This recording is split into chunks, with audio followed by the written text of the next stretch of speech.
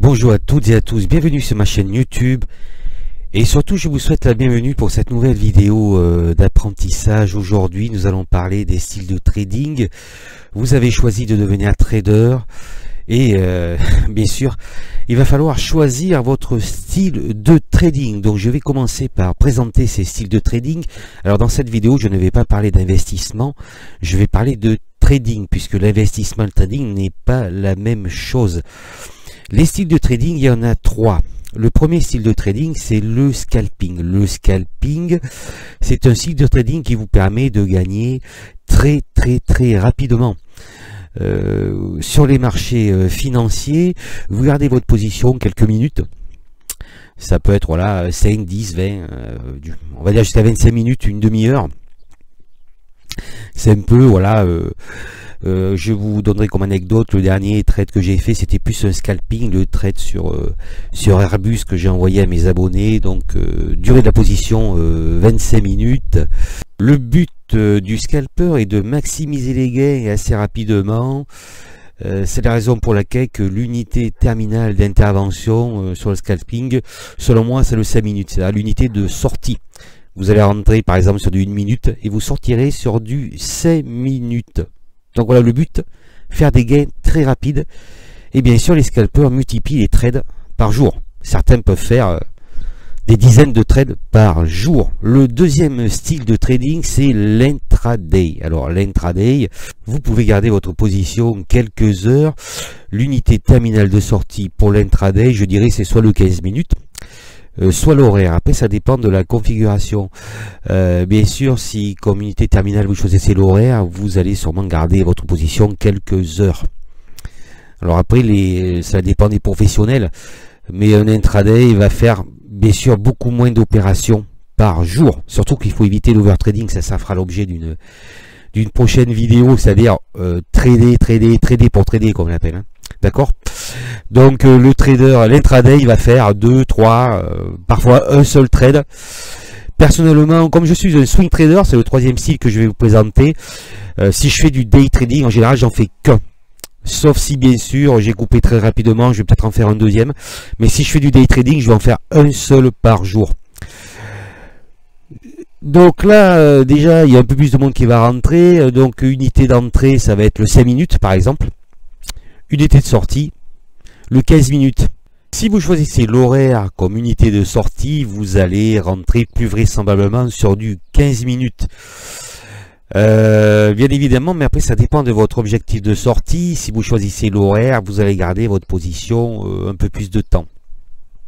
Le dernier style de trading, c'est le swing trading. Ça peut paraître le plus facile, mais bon. Disons que le swing trading, vous allez prendre comme unité d'entrée l'horaire ou le 4 heures. Le swing trading, vous gardez votre position quelques jours, voire quelques semaines, et parfois quelques mois. Il y a un swing trader très célèbre qui pouvait garder certaines de ses positions plusieurs mois.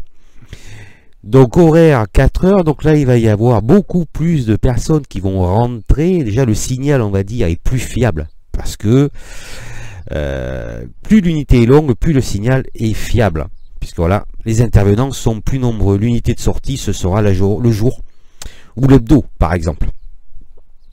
Tout dépendra de votre configuration et tout dépendra de votre méthode. Donc personnellement, moi je suis un swing trader, voilà, c'est ma personnalité et ça je vais y venir. Quel style de trading choisir, puisqu'il va falloir que vous soyez à l'aise. D'accord, quand vous prenez votre position et que vous tenez une position, il faut que vous soyez à l'aise psychologiquement.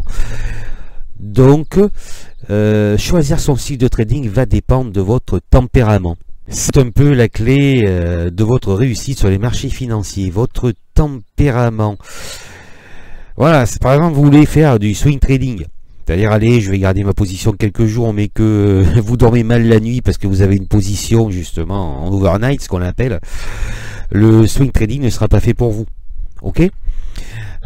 Si par exemple vous prenez une position et vous ne supportez pas au bout de 2 minutes d'être en négatif, et bien le scalping ne sera pas forcément fait pour vous. Donc voilà, il faut être à l'aise, et ça indépendamment de votre technique. Vous pouvez être très bon en technique. Si vous êtes mal à l'aise face à votre position, eh bien, vous pouvez dire que ce n'est pas le style adapté. Également, votre style de trading va dépendre de votre réussite. C'est-à-dire, au départ, vous allez tenter peut-être un petit peu de tout. Voilà, allez, je vais tenter de scalper, puis l'intraday, puis le swing. Et après, voilà. Quels sont vos résultats? Notez vos résultats. Si en scalping, vous êtes mauvais, vous perdez souvent, voilà, c'est pas fait pour vous. Donc le résultat, analyse du résultat, analyse de la perte, il va falloir comprendre pour quelles raisons. Par exemple, vous perdez votre trade, il faut savoir pourquoi vous avez perdu. C'est la raison, c'est comme ça que vous progresserez sur les marchés financiers.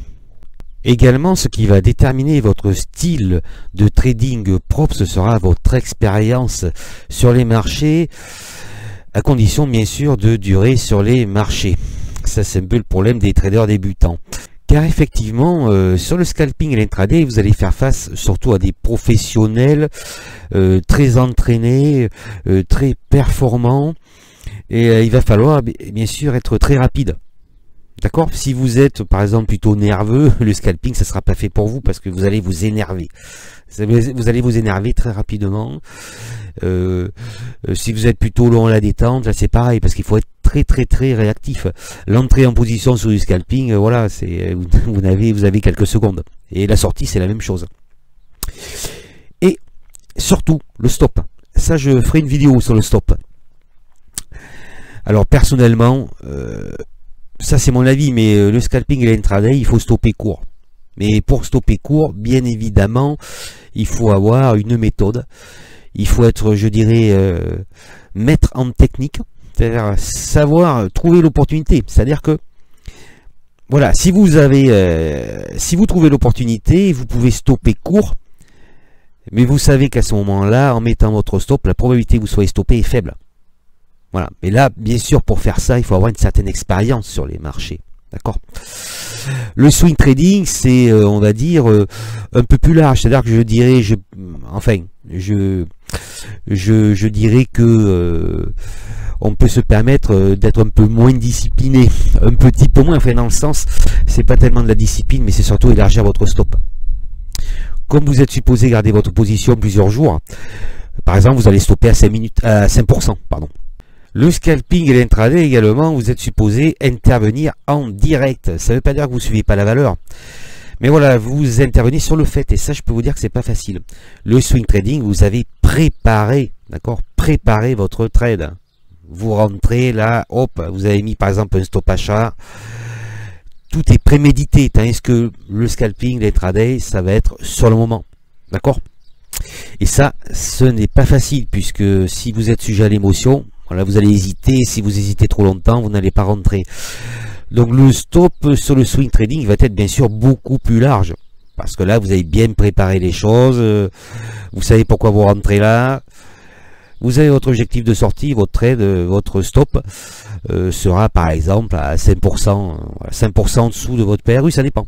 Ça dépend, ça c'est votre stratégie. Mais votre stop, bien sûr, ce sera par exemple un pourcentage. Voilà, souvent un pourcentage en fait, je stoppe là, voilà, je me suis trompé donc je stoppe. Et minimiser vos pertes, voilà, ça c'est quelque chose de très important. J'espère que vous avez apprécié cette vidéo. Merci de la liker, de la partager, dites ce que vous en pensez, laissez des commentaires et je vous dis à très bientôt pour une prochaine vidéo d'apprentissage.